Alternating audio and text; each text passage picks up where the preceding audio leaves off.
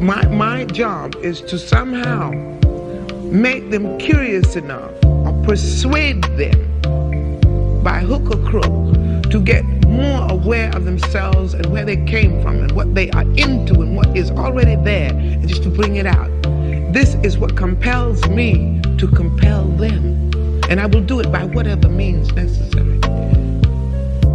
Welcome to the Black Girls Heal podcast, where we talk about healing our intimacy disorders, unresolved trauma, and building a healthy relationship with first ourselves and then others. Every episode, we will talk about advice you can apply today to break unhealthy patterns and grow in your self-worth. I'm Sheena Lachey, Love Addiction Coach and Trauma Specialist. Let's begin. Hello, and welcome to the latest episode of Black Girls Heal. I am so happy to be with you today. It is a great day for healing and for love and for calling in all the things that you've always deserved and cutting out the things that have been keeping you burdened and stuck. And I hope that you are getting all of those things. I hope that you are surrounded by love, by people that pour into you, by free drinks, by blessings at work, by just doing nothing time on the couch. I pray that whatever brings you joy, that you're getting more of that this season and in the seasons to come, because again, you are so worth it. So in today's episode, I'm going to be talking about 3 ways to not lose yourself or to not move too fast, especially in a new relationship. So even though these are things that you can probably try to apply retroactively to new romantic partnerships that you are in, if you are feeling that you're starting to lose yourself, if you're feeling as if you're starting to become too dependent on the attention and the time of the person that you are with, you can take some of the concepts I'm going to say here and either do what I'm suggesting or take what you need and kind of amend it, whatever works best for you. But for those of you you just happen to find this podcast or you just happen to see the title of this podcast episode and you know that this is for you, just a little bit of heads up before we jump in. On this podcast, the Black Girls Heal podcast, I speak primarily to people who are love addicts. And what love addicts means is that it's those of us who will mistake the obsession, the intense feelings, and the heavy like that we may have for someone as love. And the problem with that is that we tend to attract and be attracted to people who are just going to repeat earlier childhood trauma and relational trauma. And also different than the population that will go through this and have their bumps and their scrapes, and they'll learn from it and they'll grow. Us as love addicts, we are persistently in this pattern. And no matter the consequences, the internal guilt, shame, if it's financial consequences, if it is emotional consequences, if it's relational consequences, we will continue to get hurt, and it can cause depression, anxiety, low self-esteem, an increase in trust issues, and again, an exacerbation of our previous childhood trauma. So I primarily speak to those of us who we are the friends that you get tired of hearing about the relationship issues. You're like, I've already told you what to do. Or we might be having that conversation with ourselves. And so some of the things that I say here may apply to you if you're someone who identifies as securely attached or maybe even avoidant. Some of this might sound pretty out there. But for those of us who fall in love with the idea of love, we are self-proclaimed lover girls. And this podcast, by the way, does not ask anyone to give up on the idea and the hope for romance. I am all about, if you listen to this podcast, I'm all about you being in relationships that you are treasured, that you are adored, that you are prized, that you are the number one, and that you see it and you know it and you feel it and you know that you know that you know that you know. However, again, we tend to give access to people like that to our heart, to the very ones that will harm us. And so that's why I created this podcast to help us break these cycles, to choose relationships that are the secure, healthy relationships so that when we fall, we can fall with trust and fall knowing that we are safe. So this episode, let's talk about how to take it slow to make sure that we are giving that trust to the right folks. Let's go ahead and jump on it. Thanks for listening to this week's podcast. Before we get started, let's take a small break to say thank you to this week's sponsors. Okay, so like I said in the intro, we are talking about taking it slower or how to make sure at least that we don't lose ourselves in our new relationships. So here is where, before we even start, there's a little bit of a problem. Some of you might have skipped this episode when you first saw it and like, I don't want to hear that. Because you are talking to someone new, or it goes against what you actually want to be true for your relationship. Like, there's already, for those of us who are love addicts, lover girls, or whatever you want to define yourself as, again, we love the feeling of falling in love. So telling me to slow down or to use my brain and be logical and all this stuff, like, it ruins the fun of it. Even with the heavy heartbreaks and the traumas and all the things, like when we are in it with someone, we want to have hope. We want to feel all those feelings of euphoria. And like I said in the intro as well, I want us to feel those feelings of euphoria. But we have to learn how to put a little stopgap in between meeting someone and immediately deciding that they are going to be the one and that we trust them because we like what we see on paper, because they're good at conversation, because they say that they're God fearing, because whatever it is. And being able to create all of these stories about someone that you don't even know. And so you fall in love with and you fall and you get attached to the idea of who someone is and the fantasy of them. So, again, this podcast has always been pro love and pro connection. I want to make sure you give that love and connection to the people who deserve it. Okay. So here are three things that I'm going to share for you to keep in mind, to possibly apply to help you have a higher chance of success as you are dating someone new. The first thing that I'm going to share, the first tip, and then I'm going to explain why this is a tip in a moment, is to share all of your most special events and good news and goings ons of your day with your girlfriends before you text your partner. Again, the tip is for you to share all of your happy moments, your celebrations, your random thoughts with your girlfriend before you text or call your partner to tell them. Why do I say this? I say this because part of the slip and slide down into becoming very emotionally dependent and over attached to someone who may not be a good fit for you is that this person becomes, if not your best friend, your only friend. They are the person that you want to call first and talk to the most. They understand you the most. And this can happen across the board, whether or not you're someone who has had little to no friends or someone who's had a big group of friends. It is the slow or sometimes fast uh, path to making somebody your everything. But again, sometimes we can give wolves a key to our house and then wonder why the chickens keep getting eaten up. Wonder why our internal house is in complete disarray because we let in a predator, because we really, really wanted them to be someone safe and someone who's good for us. So, one of the things when I talk about love addiction and I talk about how what we need to do to break this pattern is to realize that many times it's never really about the person, it's about what that person represents to you. So if I am connected to someone who's become my best friend, become my biggest confidant, led me through traumas and tragedies, they get my humor more than anyone else, or I let them see these different parts of me. They are part of my morning routine when I wake up. Whether or not there's a hey beautiful text or we're checking in, they're a part of my nighttime routine. They're the person I text randomly throughout the day. I'm getting pictures from them. I'm sending them pictures. Like, this person has become fully integrated into my life. And so to let that go, again, it's not even about the person, it's about I'm losing a companion. I'm losing a second voice of opinion that I may need. I'm losing the angel on my shoulder, right? So who wouldn't in their right mind want to attach to that? I'm losing my chosen family. This is the person that I chose to attach to. Again, the reason we tend to pick certain people and certain personalities and presentation to attach to is because we don't realize until we're in it, but they are absolutely reflecting exactly the same people who abandoned us before. So we think like this is a new relationship. We think that this is like something that's about adult partnership and everything. Meanwhile, we end up dating our mom. We end up dating our dad. We end up dating our granny. We end up dating our mean auntie who used to abuse us. We start dating someone or we marry someone, some of us, who are repeating the exact same traumas, and now we feel bound to them. Now we feel like we can't really let go.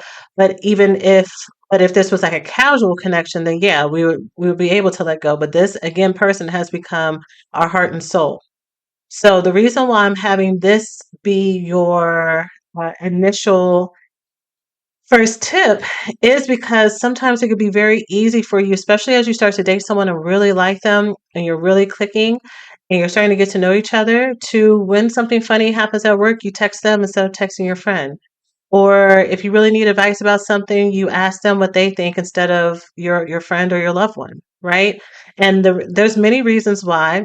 For some of us, it's because the person that you're dating, it really is someone who legitimately is someone who might be wise about something, educated about something, a good listener, something that their expertise in, and so you may be wanting to get it. I'm going to get that information, not get it, but get that information. I would lean towards, even if that's the truth, emotional connection is so seductive. Emotion, feeling understood, feeling seen, having someone be there for you is the most, yeah, it's the sexiest thing. I'm gonna use that term. I know there's a big variety of terms, but the way that sex and love and romance and everything is so integrated in sex and love addiction is huge. And by the way, I always refer to this as love addiction, but sex is absolutely a part of this. Sex is absolutely something that multiplies this and makes it more deep, makes it even harder for us to disconnect from folks. So if I have an interrupter between making this new person my one and only everything, if or when I need to make distance with them, it is going to be easier for me to do so because I won't be losing my one and only friend. I won't be losing my best friend. This is just someone who I would talk to, who I enjoyed. Well, when I, call Tasha or Sarah or Michelle or Tiffany or Brittany or whoever it may be, we can kiki, we can laugh. She uplifts me. She reminds me of who I am. And I don't, yeah, I'm going to feel grief from a breakup, but I'm not going to feel like there's a part of my heart that's completely missing and won't ever be replaced.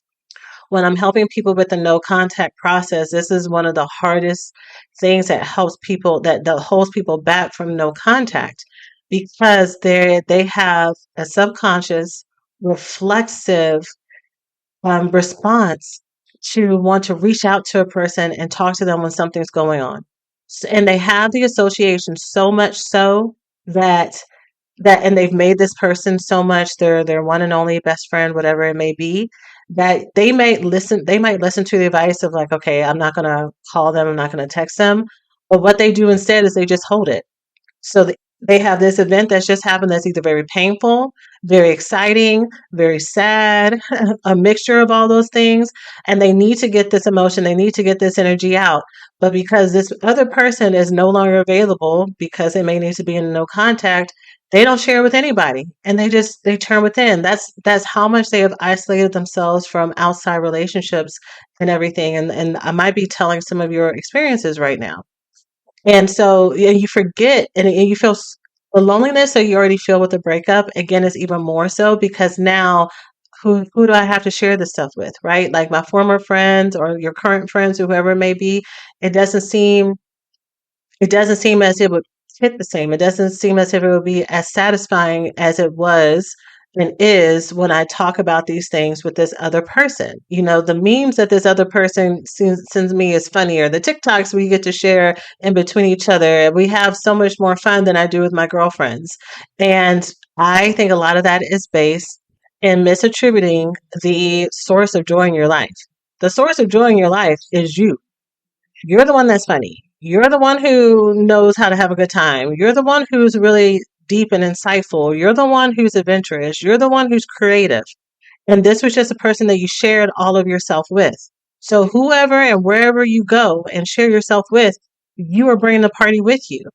You're the one who is bringing the hope and the light and the inspiration, whether or not you're sharing yourself with a friendship, with a family member, with a romantic partner, with your children, with your coworkers. And that's why so much a part of this process, and one of the things that I really work with my coaching students on in the Love Addiction Recovery School, why the initial lessons are so much based on who you are and your family and all that stuff, is because we need to come home to you. We need to come home to realize that you are the one who has always been the star, right? And we're clearing out all the things that have stopped you from believing that and from seeing that. Okay. So share all of your funny moments and stuff with your girlfriends first. I'm not telling you not to share with the other person. Maybe share it at the same time, right? If it was like I'm not gonna just text my girlfriend because there's this other person that I'm really enjoying talking to and we've got this routine going on. Okay.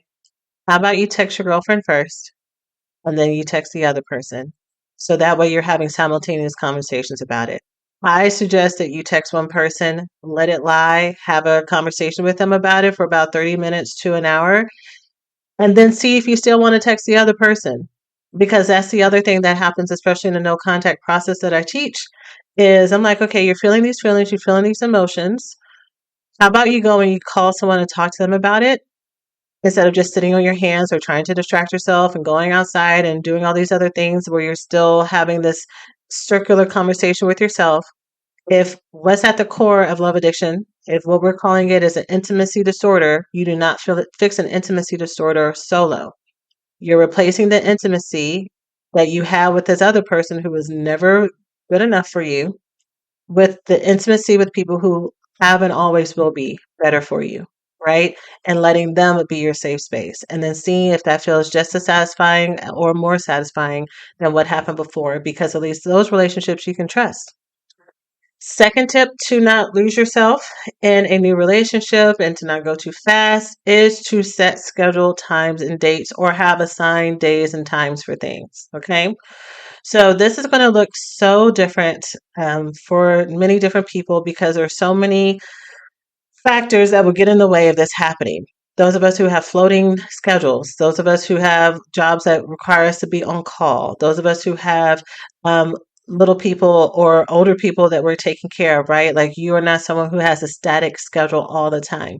However, I would really strongly suggest for you to figure out a way, if possible, to have a day or two that is assigned for your dating days, especially if you're.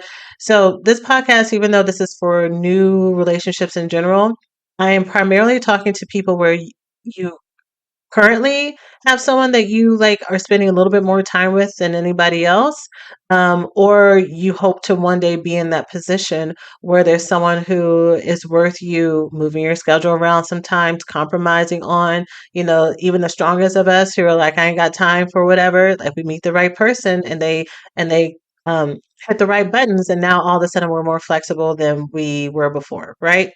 So I suggest that you have a day or so or a couple days that are assigned as your date days so that these are set aside and the other days are used for your hobbies and everything.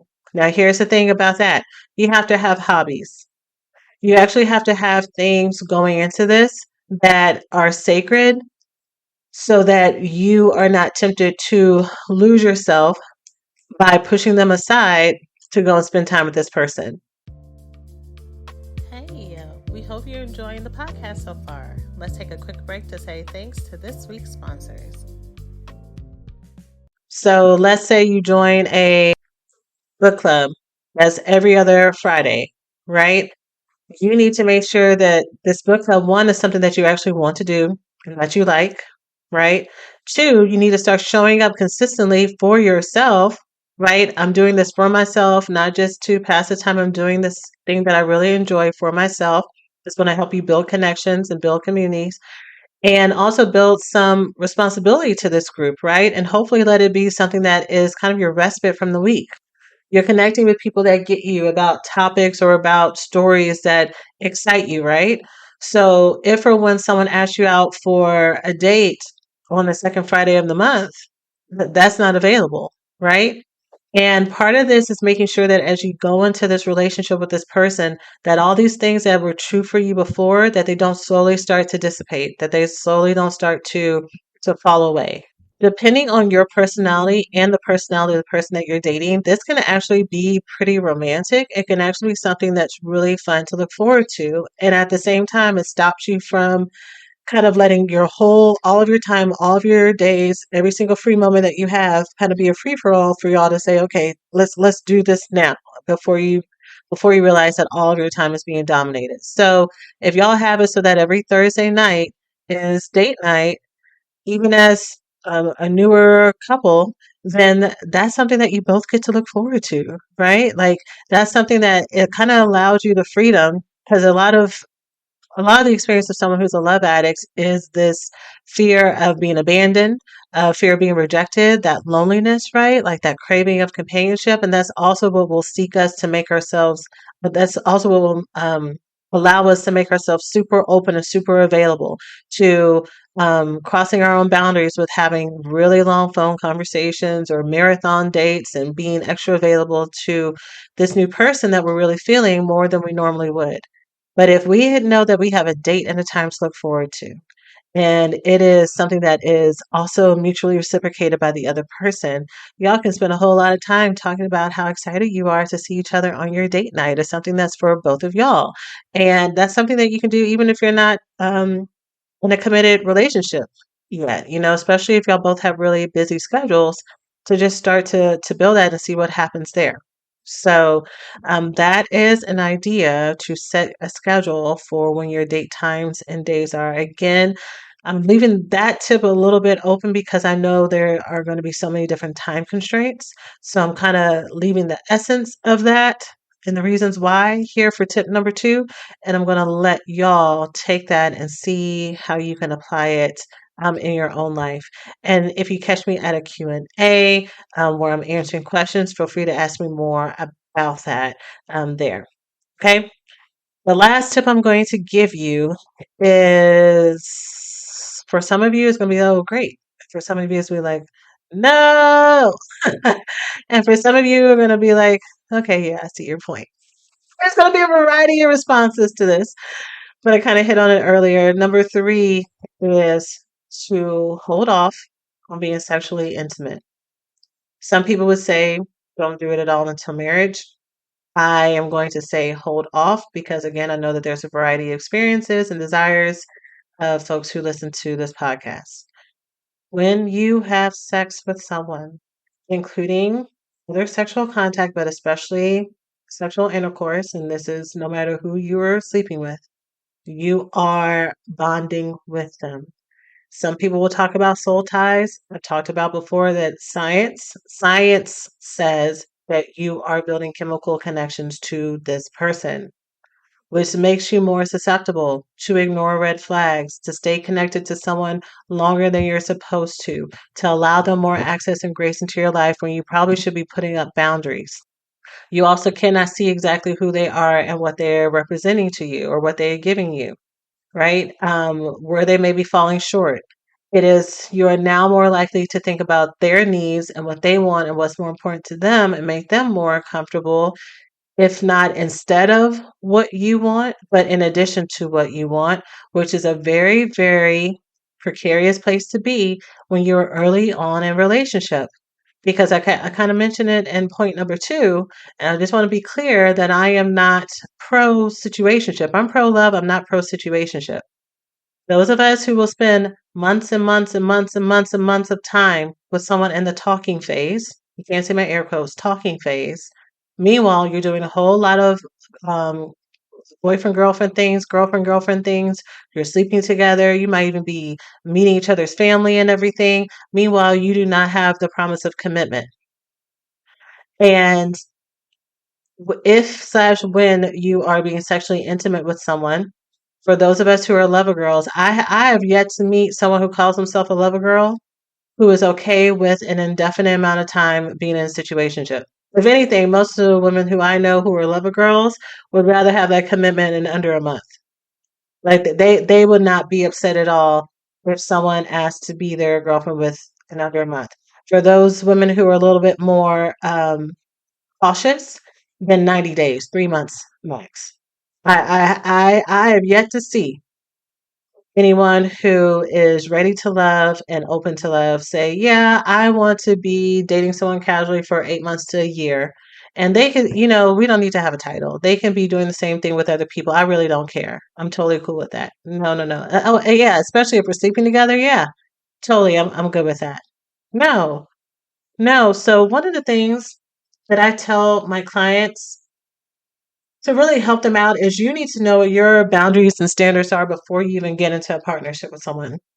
Because if you get with someone and then you're trying to kind of back end it and reverse engineer what's going on and see what you like and see what you don't like and then determine boundaries from there, you're already fighting against a current high tide. You're already fighting an uphill battle because your feelings are already now invested. And again, if you're sleeping with someone, now your body and your soul and your spirit, and again, your nervous system is now attached to them as well. Is your whole body is attuned to keeping this connection because now it's connected to your survival, right? Now, this is not me saying that it's hopeless for you to figure out what boundaries it is that you want and what's going to make you and them feel safer. You can still do that if you have already slept with someone and you're starting to rethink this connection, you're starting to rethink what makes you feel safe. This is still possible. However, again, this is for folks who may have not have already gotten there and those who may need to have some preemptive thinking before they get into their next partnership, right? Hold off on the sex because you need to make sure that you actually like this person that you may be sleeping with. Some of you are really attracted to people, but that doesn't mean that you like them. And some of y'all may be with people who might say that they're attracted to you, but they might not even like you. They might not even be attracted to you. Some people, and it might not be you, but some people can have sex with people that they're not attracted to. Some people are able to know how to manipulate and give people exactly what they want to say, what they want to hear, and the experiences even that this person may want. They can see the places that you are a little bit more desperate. They can see the places that you're a little bit more open, just to be able to get to have you in that way.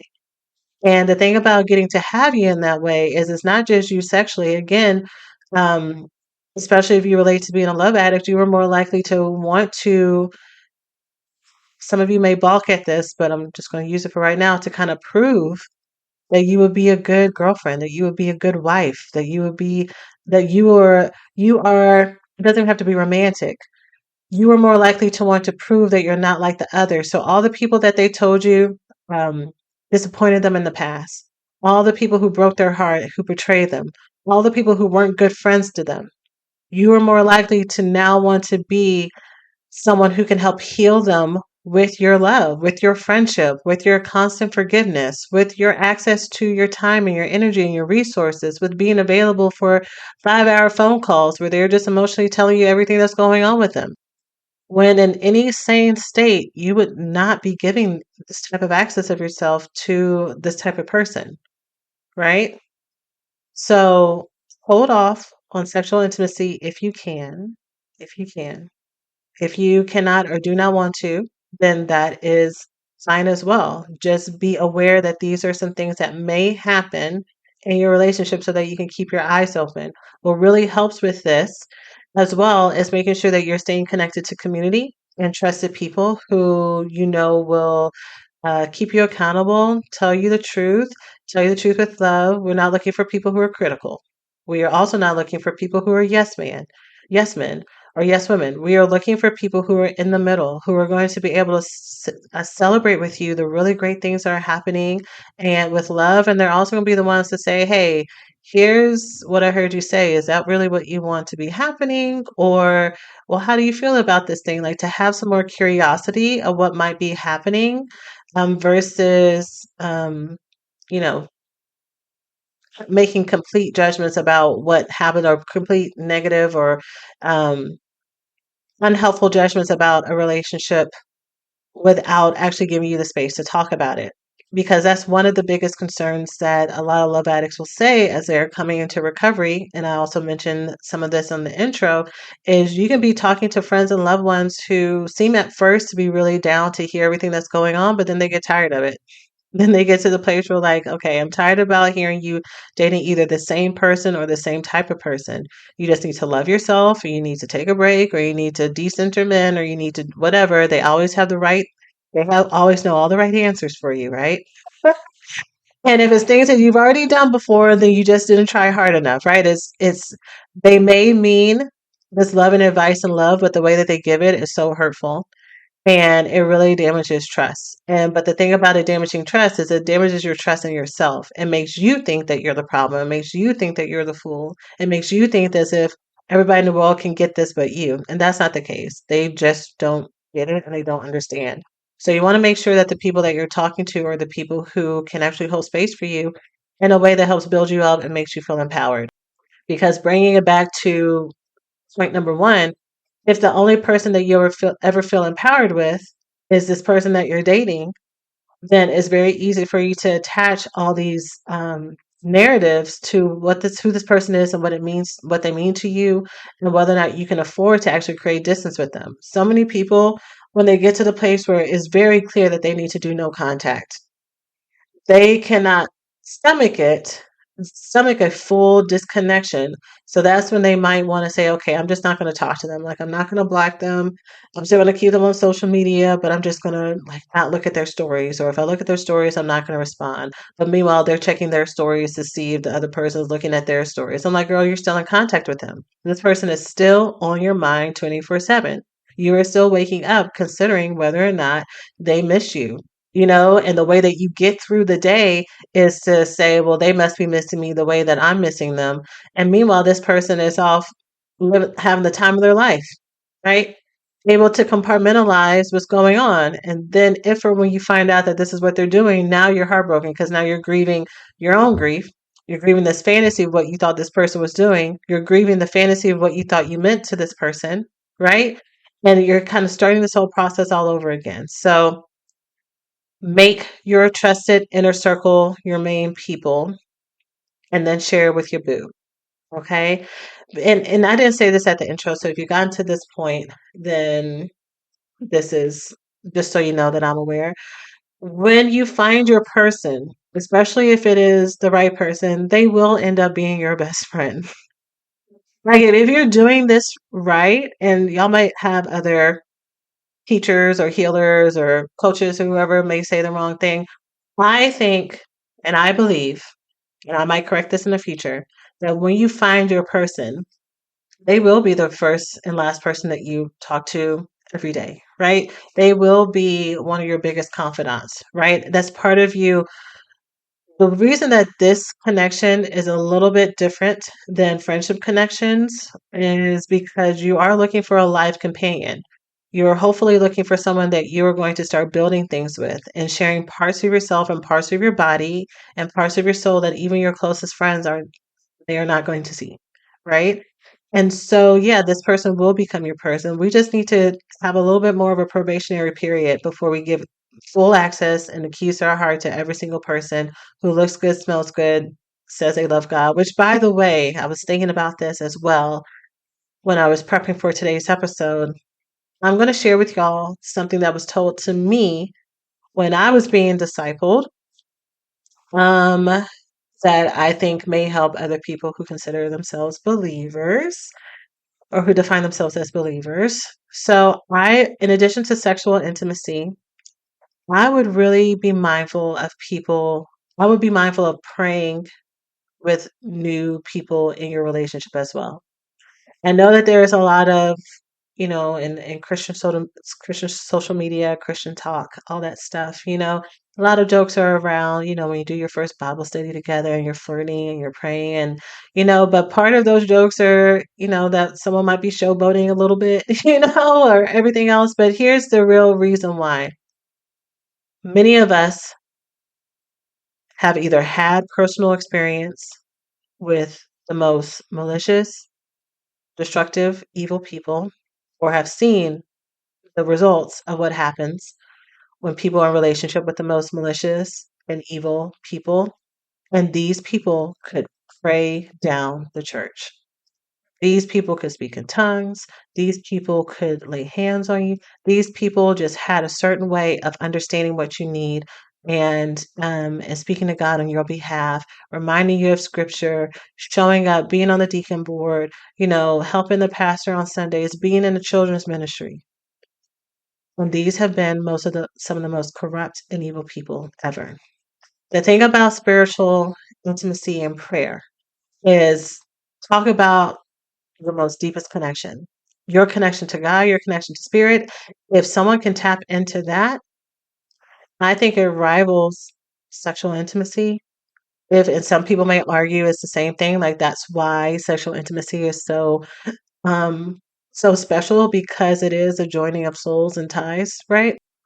Yeah, I would be very, very mindful of when I first start dating someone, to immediately start praying with them because I might start to confuse the euphoria and connection that I get from the Holy Spirit and from God and from inspiration and from gratitude with Him to being gratitude from the other Him, the lower Him.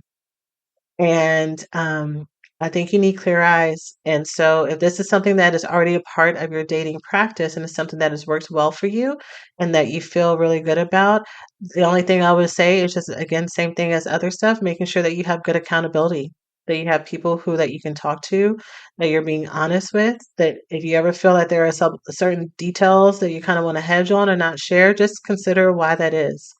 I'm not telling you to necessarily share it because sometimes it's a little insight to like maybe this isn't a safe space to share it or it's not the right time to share it. But sometimes it's that what you don't want to share is kind of a hint that there may be something else going on that you might need some insight on. But it's all up to you and it's up to your discernment.